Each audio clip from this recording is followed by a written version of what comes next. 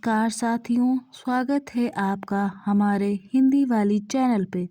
तो चलिए शुरू करते हैं आज का हिंदी संपादकीय डिक्टेशन। बेखौफ साइबर अपराधी।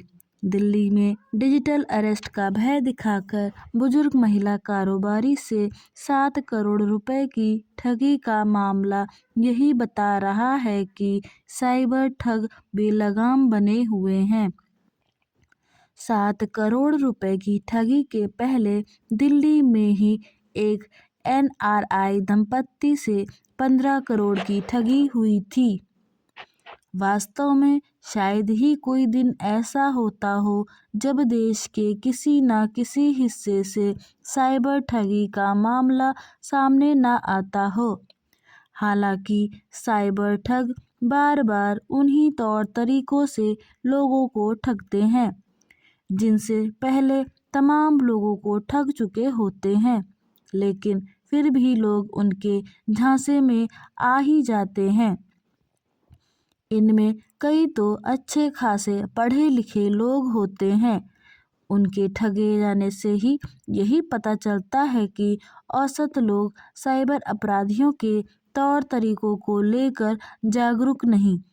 साइबर ठग नकली पुलिस, CBI, कस्टम, ED, आयकर अधिकारी या वकील जज बनकर जिस आसानी से लोगों से लाखों करोड़ों रुपए हड़प लेते हैं, उससे हैरानी होती है कि आखिरकार लोग यह क्यों नहीं समझ पा रहे हैं कि डिजिटल अरेस्ट जैसी कोई व्यवस्था नहीं है। निसंदेह लोगों को साइबर ठगी को लेकर जागरूक होने की ज़रूरत है, लेकिन इससे कहीं बड़ी ज़रूरत साइबर ठगों पर शिकंजा कसने की है। यह निराशाजनक है कि पुलिस और अन्य एजेंसियां इसमें सक्षम नहीं हो पा रही हैं। इससे संतुष्ट नहीं हुआ जा सकता कि डिजिटल अरेस्ट की धमकी देकर साइबर ठगी के बढ़ते मामलों का सुप्रीम कोर्ट की ओर से स्वतः संज्ञान लिए जाने पर केंद्र सरकार ने एक समिति गठित की जिसमें NIA, CBI, cyber crime coordination centre के सदस्यों के अलावा कई मंत्रालयों के अफसर और साथ ही रिजर्व बैंक के संयुक्त सचिव शामिल हैं, क्योंकि यह काम तो बहुत पहले ही कर लिया जाना चाहिए था। आशा है कि सुप्रीम कोर्ट इस समिति की रिपोर्ट का संज्ञान लेकर ऐसे प्रभावी आदेश निर्देश देगा जिनसे साइबर ठगों पर लगाम लगेगी। ऐसा होना ही चाहिए, क्योंकि साइबर ठगी के तहत हड़पी जाने वाली राशि बढ़ती जा रही है। साइबर अपराधी केवल लोगों को डरा धमका कर ही ठगी नहीं कर रहे हैं, वे निवेश का आकर्षक लालच देकर भी लोगों की गाढ़ी कमाई पर हाथ साफ कर रहे हैं। इससे यही पता चलता है कि वे बेलगाम और बेखौफ हैं।